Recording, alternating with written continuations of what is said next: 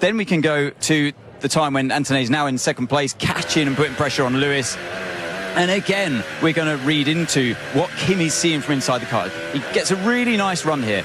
And that last downshift into first gear helps the drivability, helps to keep the turbos spooled up. And on the exit, he's now expecting to just drive past Lewis. He's got that overtake mode, extra electrical energy. But look, how come Lewis is level with you in towards Brooklands? It's because Lewis is likely have used the boost button to override.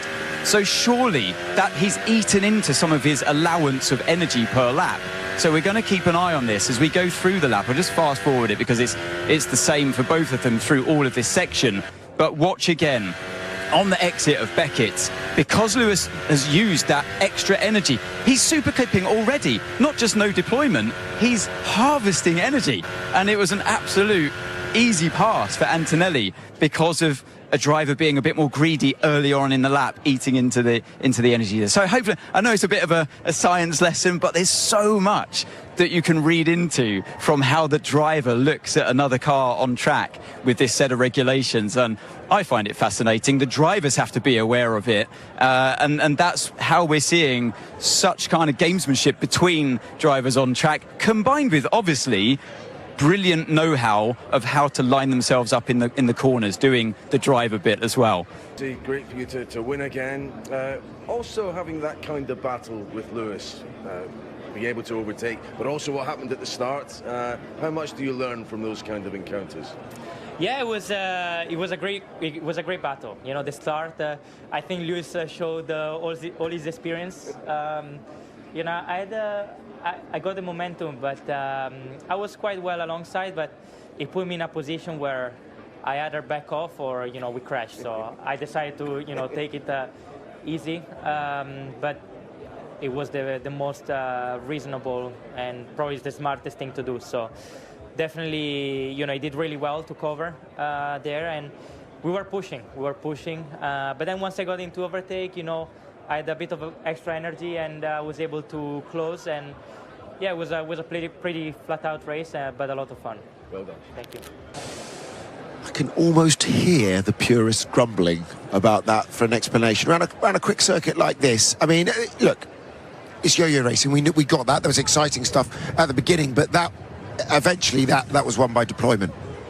I mean, you could have no overtaking.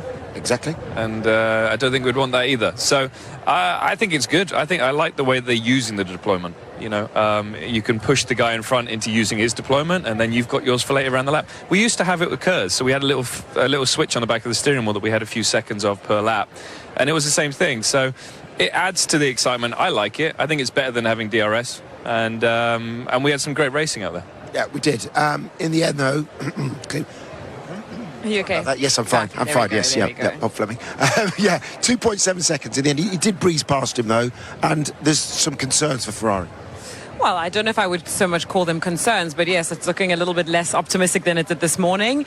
The good thing is, obviously, with these sprint weekends, they can now review everything they've had. Obviously, yesterday we only had 2 sessions. They were in parc fermé conditions, and so there's a lot of learning they'll have from this, and who knows what they'll be able to turn around. I don't know if it'll be enough to take the battle to them for Sunday's race, because it does look like the Mercedes have the upper hand, but they had quick single lap pace, so nothing's called off yet for qualifying later on today. But just back on the topic of the racing, I mean, it's true, like obviously watching that there was a lot of moves, and sometimes we think, okay, well, how are we going to explain that? But at the end of the day, it's just like any competition, right? You get a set of regulations or you get a set of rules, like whether it's Monopoly or whatever it is, everybody's got the same rules, everybody's got to make the most of it. And as Ant was pointing out there, you still need to think about how to use your package as best as possible to come out on top. A little bit like Halloween, you don't want to eat all your sweets too quickly. You got to make them last, don't you? Just like Halloween. You do, just like Halloween. Just like Halloween. Actually, but the thing is, right, they come out of parc fermé now. Ferrari will look at that and they'll think, okay, we didn't really have the answer to Kimi's pace. So therefore they're going to tweak something, haven't they? Or are they going to go, okay, we want track position again, or, they were optimised, weren't they, for one lap pace? Yeah, and they're going to learn a lot from that in terms of deployment around the lap, but they've also got to do their own thing, because at some point the Mercedes is probably just quicker. So that's what we expected coming here, and it has been pretty much the whole year in a race scenario. So they just got to do their own thing, maximize what they have. I'm sure there's a couple of tweaks that Lewis feels they can do for going into qualifying, and hopefully fight for that pole position again. But the tweaks are necessary, right? Well, if they want to win the race, there's going to need to be some tweaks. But at the same time, you know, as we've been saying, that has been their Achilles heel so far this year, is the engine, the power, and this is a circuit that requires quite a lot of it. So I don't know if that's a fix that they can find for tomorrow, but I'm sure that they will have small things that they can do to maybe at least bring them closer. He wasn't that far off of him in the end, you know. 2.7 seconds. Okay, it wasn't a very long race, but he can maybe stay in the fight a little bit longer if they make some changes. A lot of work for George Russell to do, though. 10 seconds behind. His teammate is here from him and Max Verstappen, who finished 2 places behind him. Well, George, you certainly put everything into it out there. How do you assess that sprint, and have you taken learnings for it as well, which you'll employ in the remainder of the weekend? Yeah, I mean, the end of lap 1 was pretty cool, overtaking 2 cars in 2 corners, but then obviously just with the energy battle, it's quite difficult. But qualifying, I think, is key. You know, if I was a couple of places higher up the order, it would have been a different race. George, looking at your race, did you expect to have so many opponents coming here? And I'm thinking about Ferrari, McLaren too. It was a bit of a surprise, but I think if I could have held on to. We know how good Red Bull are at doing that. We've seen it so often, haven't we? You know, in sprint weekends, they kind of can change that car. Yeah, they can, and I think they're pretty good at fine-tuning it. But in a race situation, it's something different altogether. When you have deg like that, it's very difficult to come back from that. It's just the way the car is working around here. So, yes, different tyres on the car in the race might be something different. But in that race, you could see the deg. The traction was really poor with the Red Bull coming out turn 4.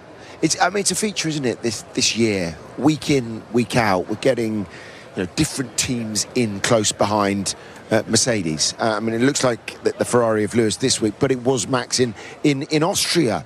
I wonder, though, he's got a break clause in this contract, and maybe this isn't the right time to talk about this, but let's talk about it. Yeah, I mean, 16 seconds behind. If he's outside the top 2 come August, he can exercise that. He can say, right, I'm off. They don't have to tell anyone till October about that. When you have a weekend like this, he said, just too slow. He doesn't want to be that. He does. He's in it to win it. He's in it to win it. I mean, that's the nature of Max Verstappen. I mean, he's not here to fill numbers on the grid. I don't think anyone really is, to be honest. But, Max has said time and time again that he's done everything he needed to do in F1 and he's ready to leave at some point soon. So for the few years that he's going to remain in the sport, I think he wants to be at the front. And he's always said coming into the season that he was going to wait to see what happens with this new regulation change, to see who's on top. And that's a wise move to make. And at the moment, it's not the Red Bulls, even though they've created the fastest, let's say, PU, or mostly the internal combustion engine part of the engine. So they've done a good job there, but from the chassis perspective, they're still struggling. And here we see GP, who's going to be moving on to that team in a couple of years. That's right. And the question is, will Max be coming with him? Is that where we think he'll go, or will he go to Mercedes? They've been talking about this. I mean, he's got the... I mean, I don't know what you think, Jessica, but you believe that Max has got the pick of anywhere. Whatever all of these team principals say, Max Verstappen is widely regarded by everybody up and down this paddock as, pound for pound, the quickest driver. The best driver. You agree with that? You think he could go anywhere? Do you think he will have his pick? Because actually, there's 2 more races after this one before the summer break. And therefore, the clamours are going to get louder. If Red Bull don't perform in these 2 races, maybe that will be enough to just swing his mind. I totally agree. And I think anyone would be willing to take him if they can. Obviously, every team has drivers under contract for 2027. He has a get-out clause, but I don't think teams do for drivers as much for performance clauses. But if you were going to choose a team, you would choose Mercedes over McLaren right now.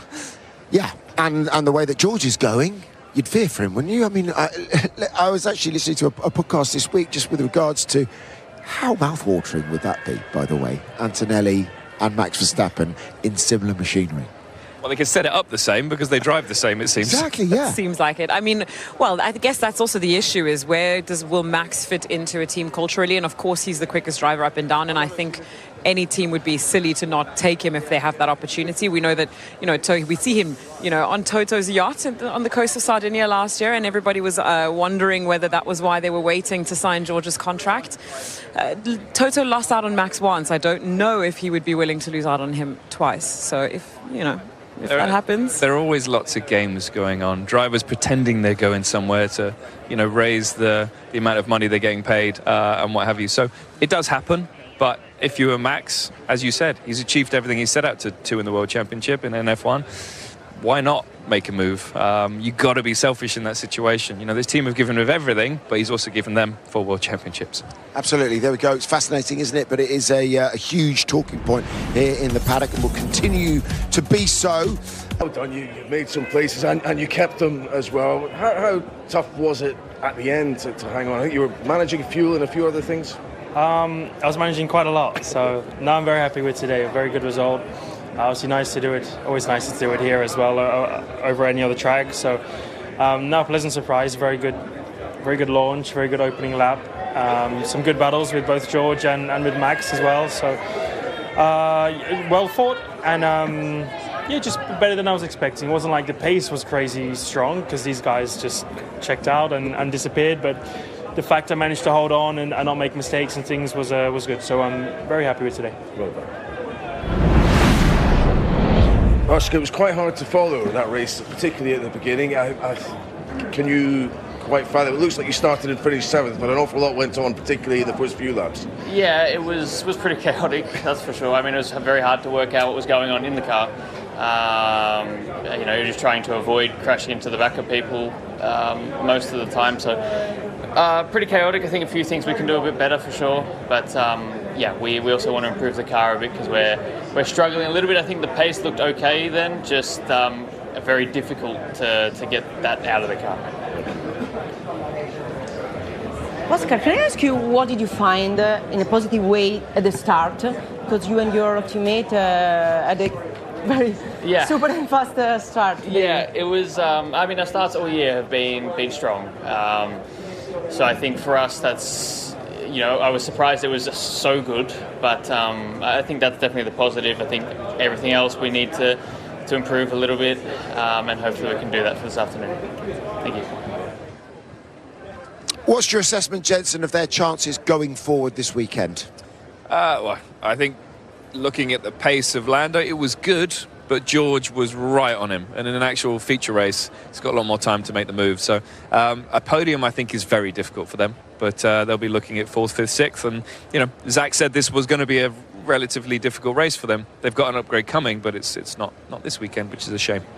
I was pretty surprised by Lando's performance there. I thought it was, better than I think what we expected. But let's not forget they do have that Mercedes power unit. So, if we see it going well for the Mercedes, then why shouldn't it go well for them? And yes, there will be upgrades on the chassis side, but there are changes that they can make between now and qualifying. So they might be able to close that gap a little bit more and, hopefully get the battle a little bit tighter. This is the thing, though, isn't it, about the early stages of a new rule cycle, as we talked about yesterday. Developments are so important, and we're seeing big swings when people bring the upgrades. I've never seen so many upgrades through a season already. We're not that far into the season, and with a budget cap.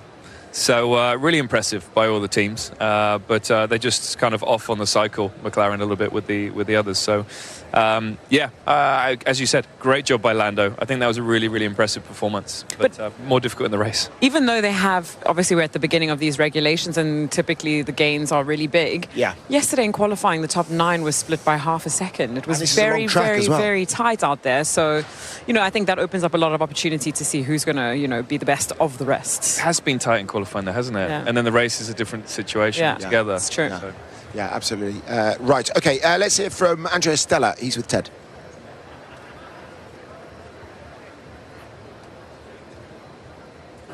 Well, Andrea, that's a sprint podium. The pace seemed to be there in the car today.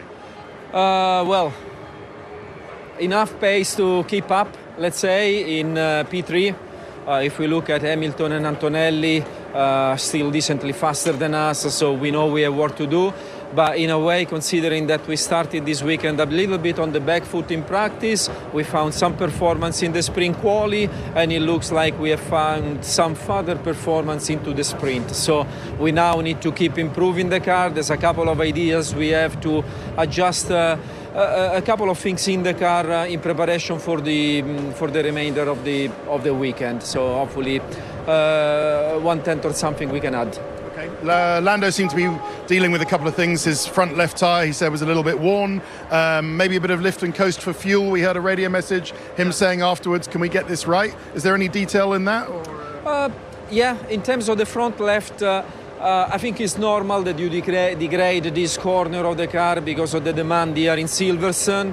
I'm not sure if it was the same for everyone else. I think actually Lando's pace was good.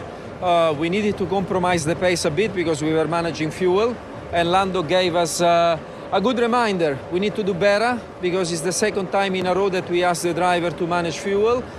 This is not good enough. We need to do better as a team. But Lando compensated for that in a brilliant way.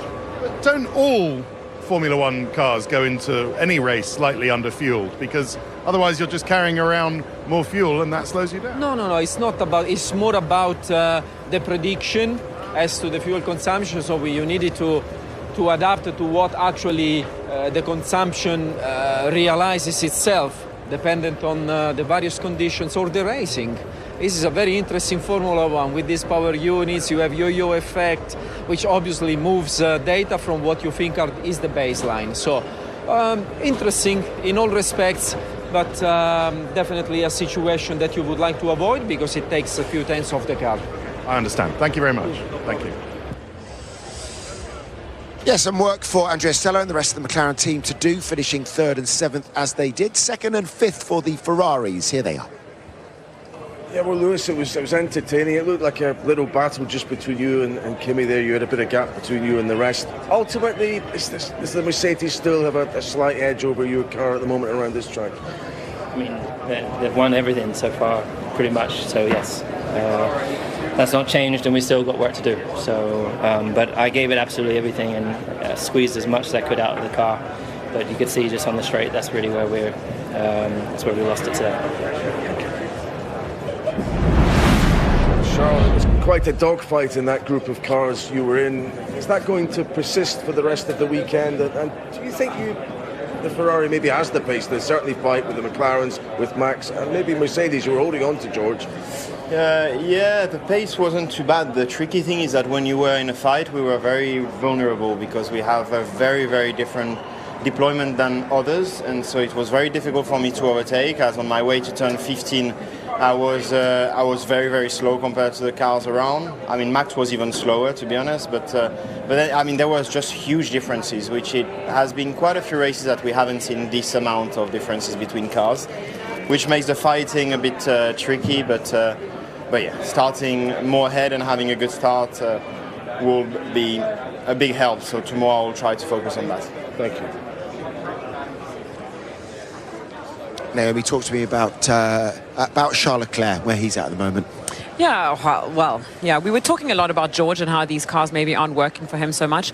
I don't know if it's the same for Charles. Obviously, Lewis has clearly got the upper hand right now, but, you know, we've seen him at a couple of occasions, even including Monaco. I mean, I know he goes well there, but there are pockets of him being quick in the car. Then he sometimes makes a couple of mistakes, but I don't think inherently the problem for him is pace.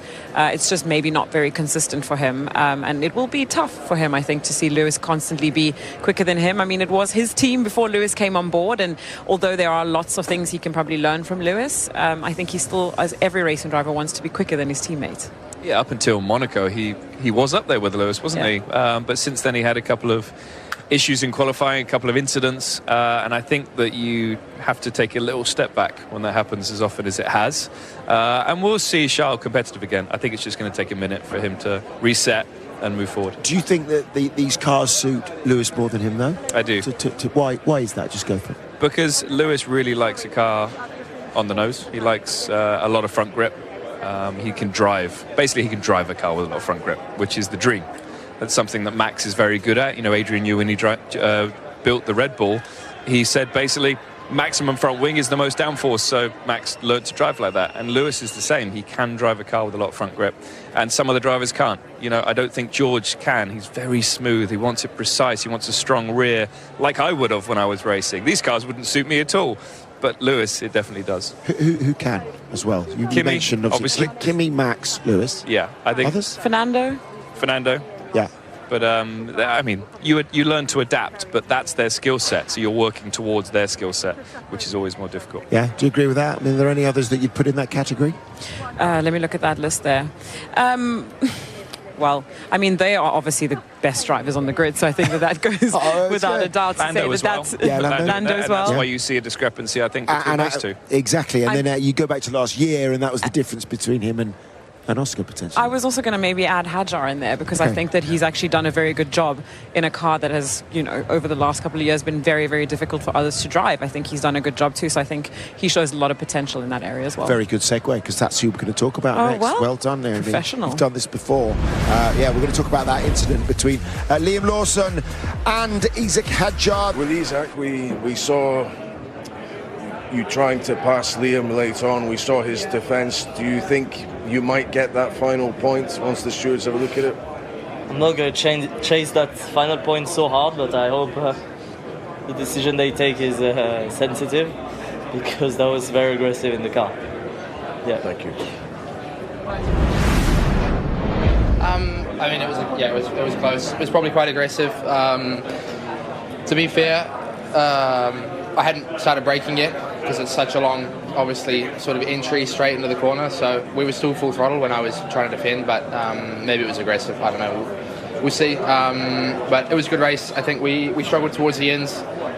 We didn't really expect to have the pace to fight Red Bulls anyway today, but hopefully we can keep that point.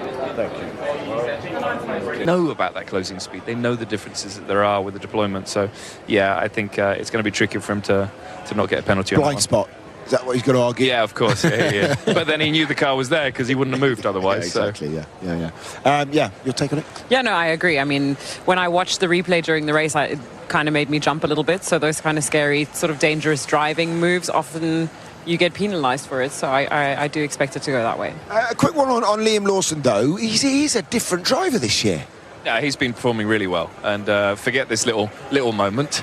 But no, he's been driving really well and consistently up there scoring good points. So yeah, it's good to see. Both of them are. His stock has risen. It has. One of the drivers, it really has. Well, it has, because Lindblad's done such a good job coming in, but he's kind of lifted himself, it feels, Liam, to fight against Lindblad, his teammate, and they're both really strong, both qualifying in the top 10 for the sprint.